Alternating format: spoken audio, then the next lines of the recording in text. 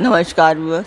और आप सब लोग कैसे हैं? आशा करती हूँ आप सब लोग अच्छे होंगे, स्वस्थ होंगे और मेरा शिव पुराण का पाठ अवश्य देखते होंगे। आइए सबसे पहले हम जान लेते हैं कि कल तक हमने कहाँ तक जाना था।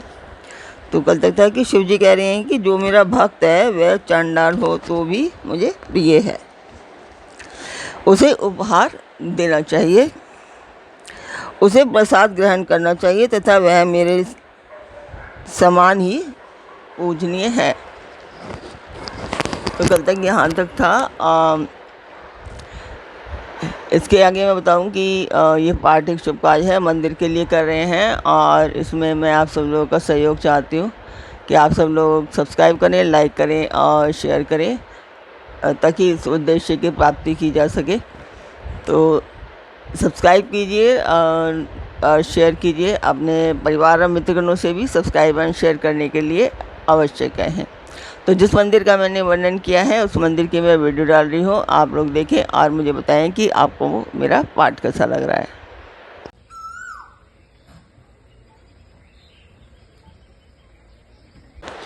तो मंदिर की वीडियो आपने देखी, आपको पाठ कैसा लगता है कमेंट बॉक्स में मुझे अवश्य बताएं। तो अब हम चलते हैं आज के पाठ पर। स्वागत करती हूँ मैं आप सभी का अपने इस कार्यक्रम शिव पुराण में। शिव पुराण की ये वायव्य संहिता चल रही है। वायव्य संहिता का ये उत्तराखंड पाठ है और इसमें आज आप सुनेंगे वर्णाश्रम धर्म तथा नारी धर्म का वर्णन और शिव के भजन।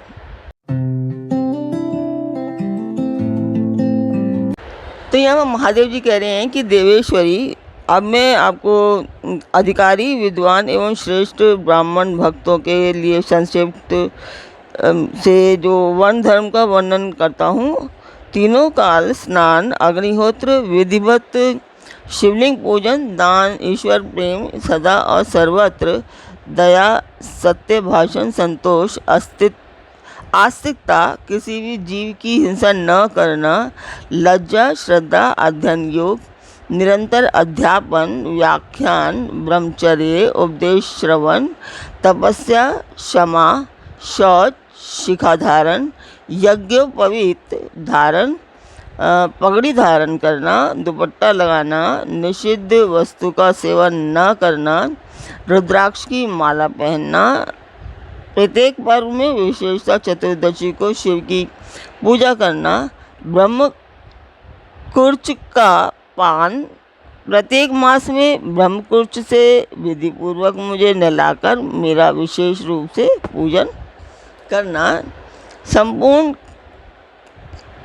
क्रियान्न का त्याग, श्रद्धान्न का परित्याग, बासी अन्न तथा विशेषता यावक यानी कि कुल्थी या बोरो धान, ये मुझे भी समझ नहीं आया क्या है ये, इसका त्याग करना, मध्य और मध्य की गंध का त्याग, शिव की मध्य गंध की यानी कि जो शराब आदि की गंध होती है उसका त्याग करना, शिव को निवेदित यानी चंडेश्वर के भाग नैवेद्य का त्याग, ये सभी वर्णों के सामान्य धर्म है। ब्राह्मणों के लिए विशेष धर्म ये है कि क्षमा,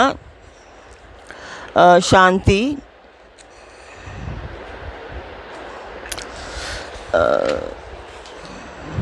संतोष, सत्य, अस्तेय यानी कि चोरी न करना, ब्रह्मचर्य, शिव ज्ञान, वैराग्य, भस्म सेवन और सब प्रकार की आसक्तियों से निवृत्ति, इन 10 धर्मों को ब्राह्मणों को विशेषता कहा गया है। अब योनियों यानी कि यतियों के लक्षण बताए जाते हैं। दिन में भिक्षांत भोजन उनका विशेष धर्म है, यानी कि भिक्षांत मतलब कि वही है कि मांग करके भोजन करना। यह वानप्रस्थ आश्रम वालों के लिए भी उनके समान ही अभीष्ट है। इन सबको और ब्रह्मचर्यों को भी रात में भोजन नहीं करना चाहिए। पढ़ाना, यज्ञ करना और दान लेना, इनका विधान मैंने विशेषतः क्षत्रिय और वैश्य के लिए नहीं किया है। क्षत्रिय और वैश्य यानी कि जो सैनिक होते हैं क्षत्रिय, और वैश्य यानी कि व्यापारी, उनके लिए नहीं है। कि वो किस तरह से करेंगे। राजाओं और क्षत्रियों के लिए थोड़े में धर्म का संग्रह इस प्रकार है कि सब वर्णों की रक्षा, युद्ध में शत्रुओं का वध, दुष्ट पक्षियों, मृगों तथा दुराचारी मनुष्य का दमन करना, सब लोगों पर विश्वास न करना, केवल शिव योगियों पर ही विश्वास रखना, ऋतुकाल में ही स्त्री संसर्ग करना, सेना का संरक्षण, गुप्तचर भेजकर लोक में घटित होने वाले समाचारों को जानना, सदा अस्त्र धारण करना तथा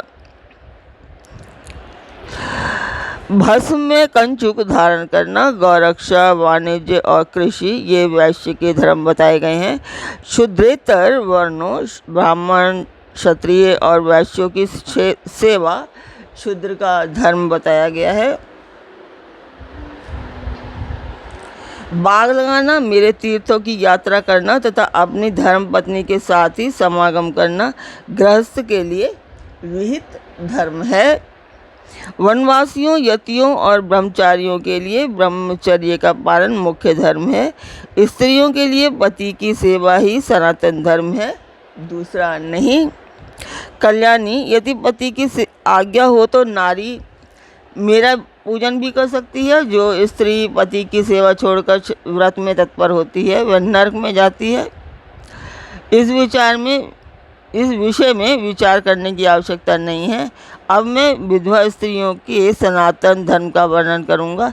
व्रत, दान, तप, शौच, भूमि शयन, केवल रात में ही भोजन करना, सदा ब्रह्मचर्य का पालन, भस्म अथवा जल से स्नान, शांति, मौन, क्षमा, विधि पूर्वक सब जीवों को अन्न का वितरण, अष्टमी, चतुर्दशी, पूर्णिमा तथा विशेषतः एकादशी को विधिवत उपवास और मेरा पूजन करना, ये विधवा स्त्रियों के धर्म हैं देवी।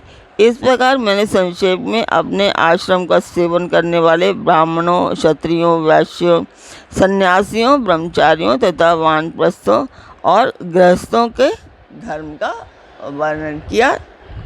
साथ ही शूद्रों और नारियों के लिए भी इस सनातन धर्म का उपदेश दिया। देवेश्वरी, तुम्हें सदा मेरा ध्यान और मेरा षडाक्षर मंत्र का जप करना चाहिए। यही संपूर्ण वेदोक्त धर्म है और यही धर्म तथा अर्थ का संग्रह है।